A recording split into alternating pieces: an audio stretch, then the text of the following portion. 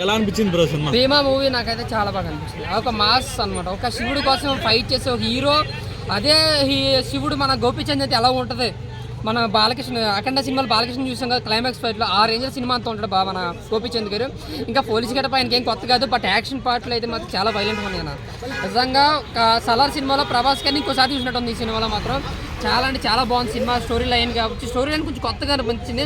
ఒక శివుడి కోసం శివుడు పరమత్తుడు ఆ విశ్వరూపం చూపిస్తే ఎలా ఉంటుందని గోపీచంద్ క్యారెక్టరైజేషన్గా చెప్పారనమాట. చాలా అంటే చాలా బాగుంది. ఒక గుడి కోసం ఒక స్టోరీ రివీల్ చేసుకోవడం అనుకోలేదు. బట్ ఇందులో హైలైట్స్ ఏంటంటే మెయిన్ మాసి ఫైట్స్, స్క్రీన్ ప్లే అన్న మధ్య పోతుంది. స్క్రీన్ ప్లే మొత్తం ఏ సీన్ కొంచెం సస్పెన్స్ సీన్స్ ఉంటాయి, ఆసీ సీన్స్ కొంచెం ఎలివేషన్లు అయితే నెక్స్ట్ లెవెల్లో ఉంటాయి.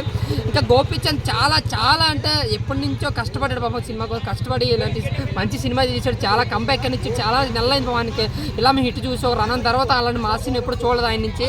బట్ ఈ సినిమాతో ఒక బ్లాక్ బస్టర్ కొట్టడానికి వచ్చేసి మహాశివరాత్రికి ఒక బ్లాక్ బస్టర్ మూవీ అన్న. Super, thank you.